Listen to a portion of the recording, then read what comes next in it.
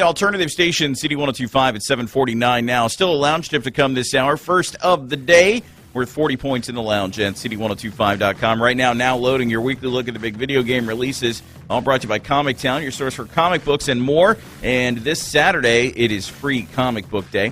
Jeremy from Gaming Nexus. And how you doing, Jeremy? Pretty good, Joe.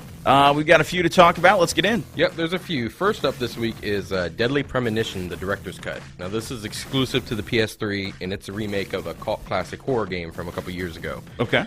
This is kind of an open-world, non-linear experience, meaning you get to wander around, do whatever you want, however you want. But it's set in this small town. You're an FBI agent sent to investigate a mysterious murder.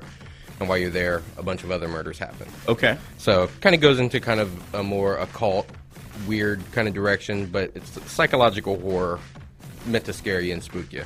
Okay. But the new version has a bunch of updates to it, updated controls, stereoscopic 3D, updated graphics. You can use the PlayStation Move controller, which is like their Kinect, and they're going to offer some DLC for it, for some new costumes and new scenarios and stuff. So something fans of the original game would definitely want to check out. Okay, nice. When was the original out? 2010, I believe. Okay. So okay. Just a couple years back. 2 years. That's Deadly Premonition Director's Cut, PS3, right? Yep. Okay. All right. Next up? Next up is a digital game that this could be one of the greatest concepts and releases in recent memory. This is called Far Cry 3 Blood Dragon.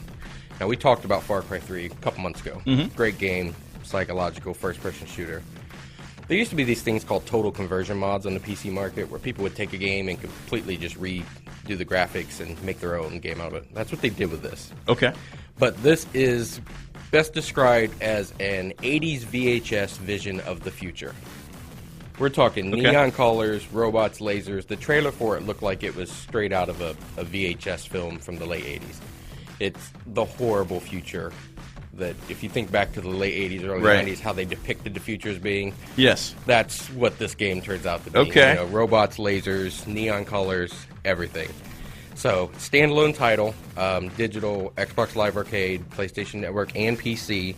And, I mean... Well, that's what it looks like, but what's the gameplay like? First-person shooter. Yeah. But I mean, is it good? Yes. That's what I was going to say. The reviews have been...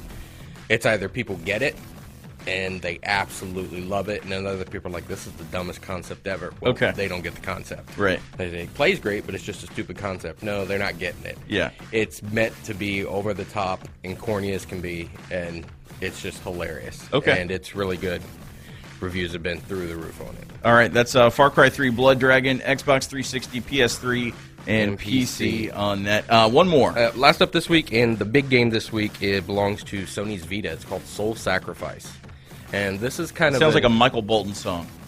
If Michael Bolton songs were like this, I might listen to him more. All right. No, this is weird. This is kind of an odd scenario. It's a game that's narrated by a book. Okay. And the book is telling you the life of this evil sorcerer. Well, the more you read the book, what you do is you go back and you relive these important events in his life through flashback. But the more you relive the book, the more you make it your past. And you end up becoming as evil as he is. Okay. So it's kind of a repetitive.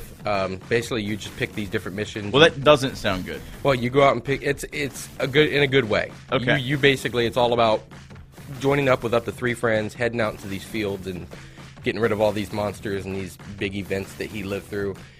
You get experience, you get new weapons, you go do it again.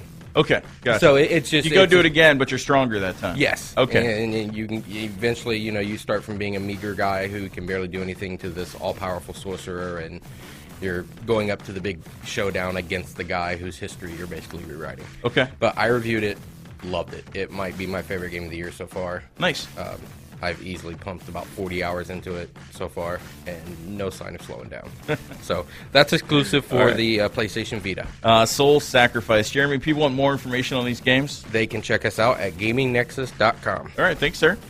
7:53. No Repeat Thursday. The Alternative Station, CD